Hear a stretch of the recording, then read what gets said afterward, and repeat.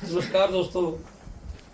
आप सभी लोग जानते हैं कि हिमाचल प्रदेश में इस बार लोकसभा के चुनावों के साथ साथ बाई इलेक्शन भी 6 आ रहे हैं और आज पूरे देश के अंदर जो वातावरण बना हुआ है, जो मोदी की लहर पूरे देश और दुनिया में दिखाई दे रही है, उसका आनंद सभी लोग ले रहे हैं। लेकिन बड़े दुख के साथ कहना पड़ता है, हिमाचल प्रदेश की सरकार जो आज से 1 साल 4-5 महीने पहले झूठ की गारंटियों के सहारे यहाँ पर सत्ता पर काबिज हुई, कई तरह के लोगों को लोक लुभावने वायदे इस सरकार ने किए और जैसे ही सरकार सत्ता में आई, उन सारी गारंटियों को भूल करके लोगों को एकमात्र विषय लेकर कि कर्ज है, कर्ज है, कर्ज है और 1500 रुपये महीना उनकी जो राष्ट्रीय नेता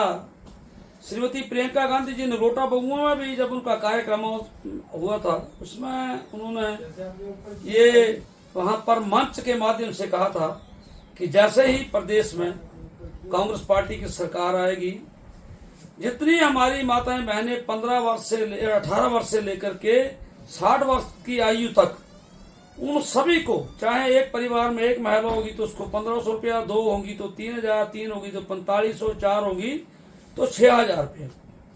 और ये पैसे जो हैं वो किसी भी और कोई उसमें विकल्प नहीं रखा गया था, पात्रता का कोई मापदंड नहीं था। और 1 साल 3 महीने का समय उनका निकल गया, लेकिन हमारी माताओं बहनों को 1500 रुपये नहीं मिले।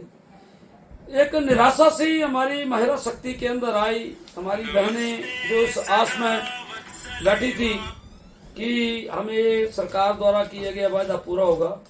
भारतीय जनता पार्टी को समय समय पर इसके लिए एजिटेशन करने पड़े, जिला लेवल के ऊपर, विधानसभा क्षेत्र के ऊपर आक्रोश रैलियां निकालनी पड़ी और इन जो गारंटियां थी उसको पूरी करने के लिए सरकार के ऊपर दबाव बनाने का प्रयास किया। लेकिन 1 साल 3 महीने तक सरकार के काम के ऊपर जू नहीं रहेंगी। ये लोगों को छलते रहे। देवभूमि हिमाचल के देव तुल्य लोगों को इन्होंने ठगा।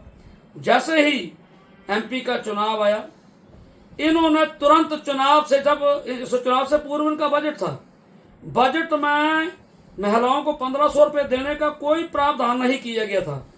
अमूमन ये होता है कि जब भी कोई गारंटी घोषणा पत्र के अंदर दी गई है या सरकार कोई नई योजना लेकर आती है तो उसको बजट के बीच में मंजूरी दिलवानी पड़ती है, उसको बहुमत से बजट को पास करना पड़ता है। लेकिन बजट में इसका कहीं उल्लेख नहीं किया गया। और जब इनके 6 मंत्री राज्यसभा के 6 विधायक इनके राज्यसभा के चुनाव में अपना मत दिखाते हुए उन्होंने राज्यसभा के लिए कि हिमाचली श्री हर्षवर्धन जी को अपना मत दे करके, इनको दिखा करके मत दिया। उसके बाद आनंद फानन में इन्होंने कई चीजें उसमें करनी शुरू कर दी। एक समय ये आर्थिक संकट का रोना रो रहे थे, कर्जे की बात कर रहे थे, लेकिन जैसे ही और हिमाचल प्रदेश के अंदर जिस तरीके से इन्होंने जो मंत्री के पद खाली रखे हुए थे उनको पोर्टफोलियो दिए जा रहे थे, कांगड़ा के साथ भेदभाव हो रहा था, क्रशर बंद कर दिए थे, उसके अलावा और बहुत सारी बातें की थी, लेकिन वो उसमें 1 लाख नौजवानों को हर साल रोजगार देने की बात की थी। आज वो नौजवान अपने आप को ठगा हुआ महसूस कर रहे हैं। हमीरपुर चयन बोर्ड को भंग किए हुए आज 1.5 साल का समय हो गया, लेकिन वहां पर जो उनकी भर्ती थी वो रुकी पड़ी हैं और एक भी व्यक्ति को उन्होंने रोजगार नहीं दिया। नौजवान को उन्होंने ठगा, महिलाओं को उन्होंने ठगा, किसानों को उन्होंने ठगा, बागवानों को उन्होंने ठगा। केवल मात्र अगर कहीं गारंटी देखिए, जहां तक बिजली की बात की 300 यूनिट बिजली फ्री देने की बात की थी, 22 पैसे प्रति यूनिट बिजली का पर यूनिट रेट बढ़ाया और उसके बावजूद इन्होंने गोबर लेने की बात की थी। आज तक उसके लिए से केवल इन्होंने घोषणाएं की हैं, उसके बाद कुछ नहीं किया। और मेरा कहने का मतलब यह है कि इसमें अगर कोई गारंटी है पूरे देश के अंदर तो वो है मोदी जी की गारंटी। मोदी जी ने आज महिलाओं के लिए इतना कार्य किया है। 9 वर्षों के अंदर, 10 वर्षों के अंदर 33% आरक्षण महिलाओं को देना एक बहुत बड़ा एक फैसला था, ऐतिहासिक फैसला मोदी जी ने किया। आने वाले समय में विधानसभा के अंदर भी 33% महिलाएं आएंगी और लोकसभा के अंदर भी जो अगला चुनाव उसमें 33% महिलाओं को वहां पर उनकी हाजिरी सुनिश्चित होगी। 12 करोड़ महिलाओं को पूरे देश के अंदर शौचालय बनाकर दिए। जो हमारी माताओं बहनों को मुश्किल आती थी शौच जाने के लिए, उनकी अगर किसी ने कोई दुख को समझा तो मोदी जी ने समझा। 12 करोड़ महिलाओं को शौचालय दिए गए। 1 करोड़ दीदियां जो हैं उनको लखपति दीदी बनाया गया। और आने वाला जो हमारा जो मोदी जी का अगला घोषणा पत्र है उसमें 3 करोड़ अगला टारगेट रखा है कि हम लखपति दीदियां बनाएंगे। उनको रोजगार दे करके महिलाओं को आर्थिक आधार पर मजबूत किया जाएगा। आज ड्रोन दीदी के लिए भी उन्होंने एक व्यवस्था दी है कि महिलाएं केवल मनरेगा में काम ना करें, महिलाएं को ऐसा उनका उसके साथ साथ महिलाएं एक ड्रोन को चलाने का भी उन्होंने महिलाओं के लिए एक बहुत बड़ा जो कार्य किया है। तो ये सारी, इसके साथ किसान सम्मान निधि हमारी लगातार मिल रही है। मोदी जी ने आज राष्ट्र हित को सर्वोपरि समझते हुए ये जो जितने फैसले लिए हैं, चाहे वो 370 हटाने का फैसला, अयोध्या में राम मंदिर बनाने का फैसला, आगे नेशनल सर्वोपरि है, राष्ट्र सर्वोपरि है। राष्ट्र को आगे बढ़ाने के लिए, बेरोजगार युवाओं को रोजगार के साधन उपलब्ध कराने के लिए मोदी जी का जो घोषणा पत्र है वो किसी लोभ लालच का पत्र नहीं है। वो एक ऐसा दृष्टि पत्र है जिसमें आने वाले भारत को 2047 तक विकसित भारत की एक कल्पना ही नहीं की। उसके लिए मोदी जी ने उसका एक जो हमारा घोषणा पत्र था उसको बना करके प्रस्तुत किया। अगर चाहते तो मोदी जी भी कई ऐसी घोषणाएं कर सकते थे, लेकिन उन्होंने देश का हर व्यक्ति आगे बढ़े। भारत के 25 करोड़ जो हमारे गरीब लोग थे वो उसको गरीबी रेखा से ऊपर उठाने का काम अगर किसी ने देश में किया है तो मोदी जी ने किया है। मतलब अगले 5 वर्ष के लिए जो राशन की योजना थी 80 करोड़ लोगों को, वो भी मोदी जी ने उसको आगे रिपीट किया है। तो ऐसे बहुत सारे मोदी, आज पूरी दुनिया मोदी जी को अपना विश्व का नेता मान रही है। आज दुनिया के हर देश मोदी जी के ऊपर अपना विश्वास व्यक्त कर रहे हैं। तो मैं समझता हूं कि मोदी जी ने अपना जो घोषणा पत्र जारी किया है वो मोदी की गारंटी है। और मोदी की गारंटी के ऊपर न केवल हिंदुस्तान का हर व्यक्ति विश्वास करता है, बल्कि पूरी दुनिया इस बात को जानती है कि मोदी जो कहते हैं वो करके दिखाते हैं। आज पूरी दुनिया के अंदर जी सम्मेलन यहाँ पर हुआ। पूरे देश के नेता मोदी जी को आकर के उनके गले मिलते हैं, कुछ राष्ट्रीय अध्यक्ष उनके पांव को हाथ लगाते हैं। इतना बड़ा नेतृत्व मोदी जी ने इस देश को उनके दिया है। दूसरी तरफ जो कांग्रेस पार्टी है वो दो बाकी जितनी पार्टियां हैं वो सारी मुस्लिम वोटों के पीछे भाग रही हैं।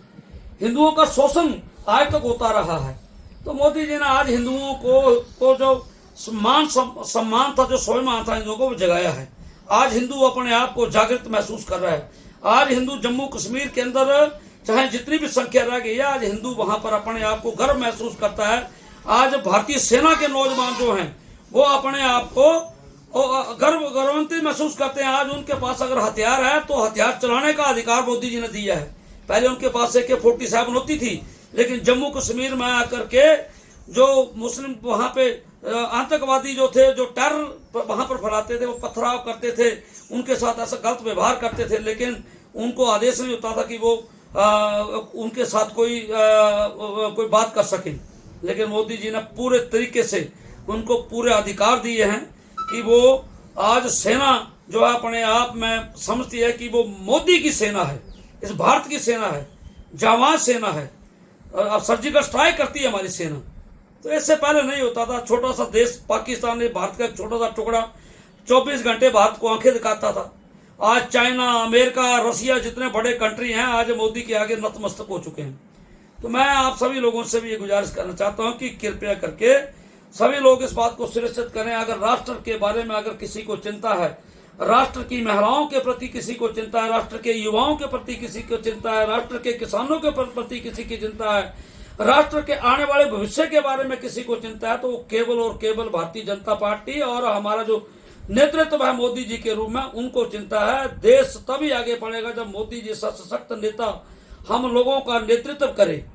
वो लोग जिनकी पार्टी आज सिकुड़ते पूरे देश में चंद सीटों तक मोहताज रही, छोटी छोटी पार्टियों को ब्लैकमेल कर रही हैं, वो पार्टी कभी नेतृत्व नहीं दे सकती, वो कभी डिसीजन नहीं ले सकती। इनका घोषणा पत्र पार्टियां कई मिली हुई हैं, लेकिन अलग अलग घोषणा पत्र जारी किए उन्होंने अपने। अगर एक संयुक्त घोषणा पत्र जारी करते तो मोदी का जो घोषणा पत्र है वो NDA की तरफ से है, और NDA का जो घोषणा पत्र है वो पत्थर के ऊपर लकीर है। आज दुनिया का एक एक व्यक्ति, छोटे से छोटा व्यक्ति जानता है कि मोदी की गारंटी अवश्य पूरी होने वाली गारंटी, मोदी की गारंटी की गारंटी है। तो ये मैं आपसे कहना चाहता हूं कि आप सभी लोग समझदार हैं, अपने मत का अधिकार मोदी जी की गारंटी के ऊपर डालें। धन्यवाद। जय हिंद, जय भारत, जय हिमाचल।